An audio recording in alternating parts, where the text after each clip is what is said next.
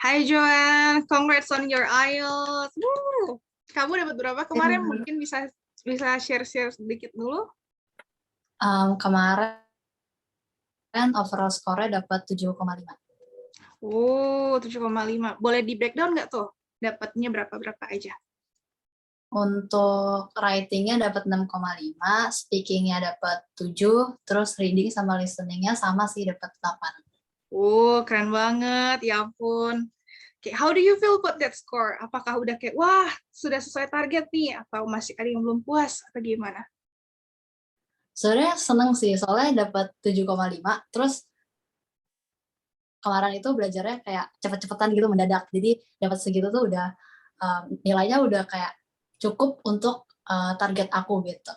Untuk aku Targetnya? pakai. Targetnya berapa emang? Jadi sebenarnya aku mau apply ke univ gitu kan. Itu ada yang pilihan pertama aku itu minimal 6, kedua 6,5. Jadi dua-duanya tuh udah pas gitu. Udah lolos ya. 6,5 itu overall-nya apa ininya satu-satunya? Overall. Overall. Overall. Wah, udah lebih banget berarti ya, 7,5. Mantap banget loh. Oke. Emang sih kayak your base in English itu lumayan. Sebelumnya nih, sebelum kamu persiapan IELTS, menurutmu bahasa Inggrismu tuh udah cukup nggak sih untuk IELTS sebenarnya? Nggak yakin sih, soalnya kan benar-benar nggak tahu tuh awalnya IELTS itu apa sih, terus kayak soalnya di dalamnya tuh bakalan kayak gimana gitu. Oke. Belum pernah juga kayak tes-tes atau kayak coba-coba cari tahu ya sebelumnya? Iya, belum pernah. I see. Boleh cerita dikit nggak, ini univnya mau daftar kemana sih? Emangnya ada program apa? Apakah mau lanjut kuliah atau gimana?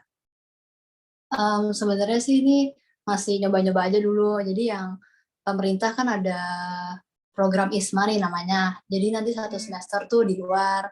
Nah kebetulan aku tertariknya sama di UK, di Scotland. Ada 2 tuh, satu Glasgow, satu lagi Edinburgh. Nah jadi buat itu minimalnya segitu. Jadi ya udah aku coba aja dulu. Oh, I see. Udah lega sekarang ya, berarti udah. Sekarang lagi tahap pendaftaran berarti nih. Iya udah habis tinggal nunggu kalau aku terima interview gitu. Good luck. Semoga lancar semuanya. Dapat ke lebih pengen Glasgow atau Edinburgh-nya? Glasgow sih.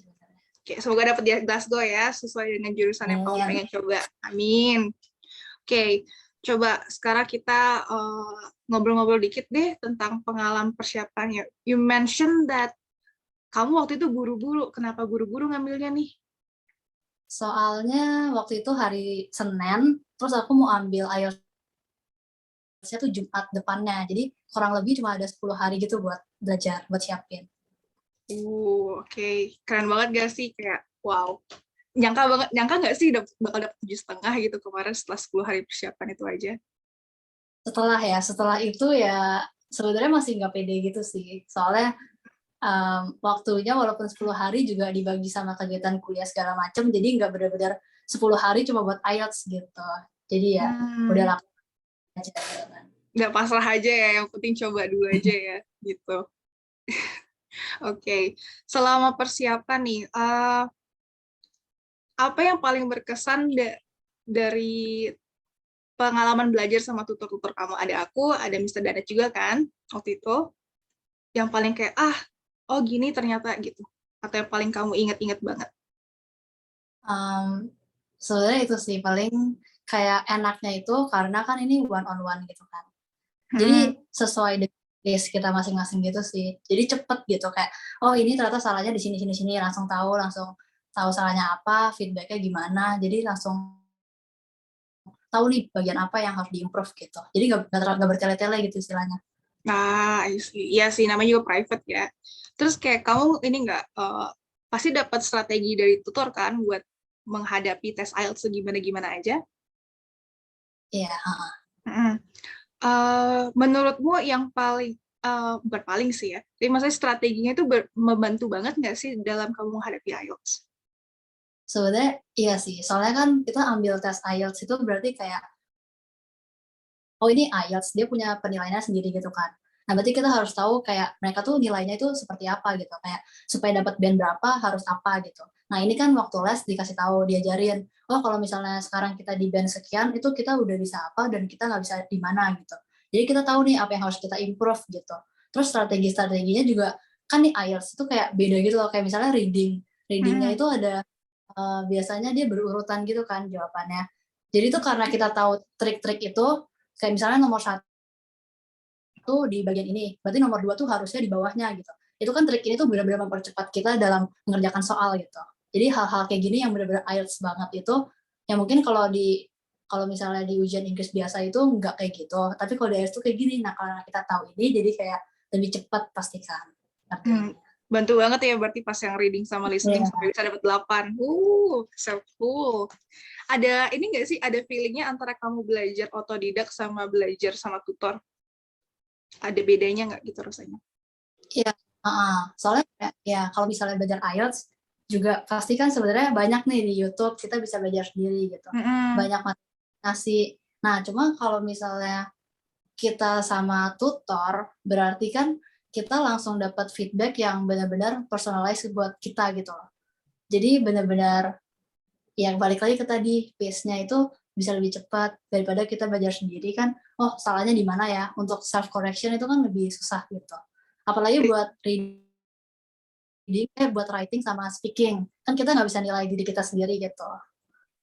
Oh, berarti paling kayak benar-benar ke push-nya di bagian sana ya. Tuh. Terus kita lagi ya. Oh ya, setelah kamu persiapan yang sangat kayak mepet itu, terus abis itu kamu ikut IELTS-nya. Gimana sih kesan-pesan kamu pas lagi ngerjain IELTS itu? Apakah kayak, wah, iya ini sesuai yang dikatain tutor kemarin, gini gitu. Iya, semuanya sebenarnya persis sih. Karena kan IELTS memang formatnya gini dan akan selalu gini ya, sepertinya gitu, selalu belum ada isi gitu. Jadi karena kita udah tahu kita bakalan hadapin apa, dan pas hari H juga ya kita ngeliatnya seperti itu gitu, formatnya kayak gitu. Jadi udah nggak surprise lagi buat kita. Jadi lebih enak, lebih nyaman ngerjainnya sih. I see. Ada nggak bagian yang kamu kayak struggle banget pas IELTS? Pas IELTS sebenarnya sih paling speaking soalnya kan pakai masker. Terus sekarang tuh ada ininya juga, kaca itu, terus kacanya tuh bukan plastik loh, tapi beneran kaca gitu. Jadi tebal banget kan. Jadi kayak nggak kedengeran gitu. Examinernya ngomong apa. Oh, nggak ada lubangnya atau something-nya juga ya?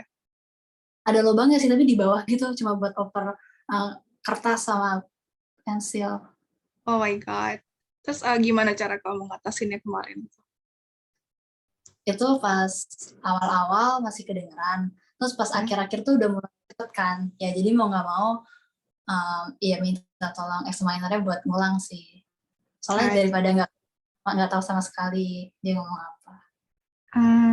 Terus kalau dari kayak performance kamu sekolah itu kan dari kayak lingkungan ya. Kalau dari performance kamu sendiri, kamu ngerasa kayak masih ada yang kurang nggak di bagian tertentu, atau ada yang kayak kamu struggling banget untuk despite nilai kamu yang tinggi itu ya, kamu kayak struggling banget buat menyelesaikan masalahnya gitu. Sebenarnya balik lagi ke speaking itu, karena nggak denger kita sendiri jadi kayak nggak tahu harus menjawab apa kan. Nah itu yang paling susah sih. Sama paling writing. Kalau writing, nah itu masalahnya mungkin di grammar ya, karena grammarnya belum bagus. Jadi menulis kalimat itu juga susah gitu, lama kan. Gitu. Oh, I see. Kadang kayak harus balik lagi terus kayak ngecek lagi ya, ini bener nggak ya gitu-gitu ya? Atau lebih ke gimana? Iya, kayak gitu sih. Sih. Oke. Nah, kamu udah berhasil dapat skor 7,5 nih. Ini termasuk skor yang diidam-idamin banyak orang ya. Ada saran atau suggestion nggak buat teman-teman lain yang mau dapat atau yang mau lagi mempersiapkan tes IELTS-nya dan mau dapat nilai tinggi kayak kamu? Sebenarnya sih kalau bisa tuh jangan mendadak gitu biar lebih lama. Kalau persiapannya lebih lama kan pasti kita punya waktu lebih banyak buat explore kan. Jadi itu pasti poin plus juga gitu. Terus kalau enggak, fokus ke itu sih, paling ke yang kita tuh salahnya di mana gitu. Kita cari kita sekarang ada di posisi mana, kita udah bisa apa, terus kita kurangnya apa. Kita fokus di kita nggak bisanya supaya bisa lebih cepat bagus gitu. Paling gitu sih. kita evaluasi terus, soalnya agak nggak guna sebenarnya kalau misalnya ya kita kerjain reading terus kita salah 10, terus habis itu kita kerjainnya terus lagi, ya kan kita tetap salah 10 terus gitu, kalau kita nggak cari tahu sebenarnya kita salahnya di mana, gitu sih paling. I see. Dan itu juga yang bikin kayak adanya tutor bantu ya, soalnya ngingetin kamu kan, jadinya kayak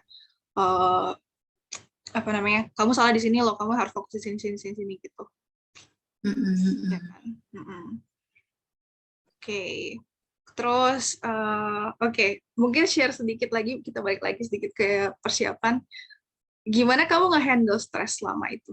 Selama persiapan yang mepet gitu deh. Mungkin ada kayak di antara teman-teman yang kayak kamu juga, yang kayak, if I'm not mistaken, kamu bilang waktu itu, kamu baru tahu kalau misalnya ditutup dan butuh IELTS-nya tuh, rentang waktunya benar-benar mepet banget kan? Iya, awalnya aku nggak rencana IELTS gitu. Kalau untuk teman-teman yang mepet nih persiapannya, kira-kira ada tips tertentu nggak? Terutama untuk handle stres ya. Sebenarnya ya udah tenang aja, terus kalau misalnya panik kan nanti malah jadi nggak masuk gitu belajarnya. Jadi pasang target aja, sekarang posisi di mana, targetnya di mana. Kalau emang mepet banget ya udah buat mungkin ada di diri target gitu, misalnya besok harus sudah bisa apa, besokannya harus sudah bisa apa, jadi by the time udah kita IELTS itu kita udah bisa apa aja gitu, paling gitu sih, tenang aja, terus semangat terus lah, belajarin lagi, cari lagi, kalau bisa cari tutor lebih enak gitu, jadi bisa bareng-bareng gitu. Iya, bener. Gitu. Oke. Wow, ini kayak tipsnya berguna banget sih untuk ya teman-teman, karena lebih apa ya, I feel like your tips itu benar-benar grounded banget, dan karena kamu yang ngalamin sendiri dengan mepet-mepet dan stresnya itu, dan yes, masih sambil kuliah juga.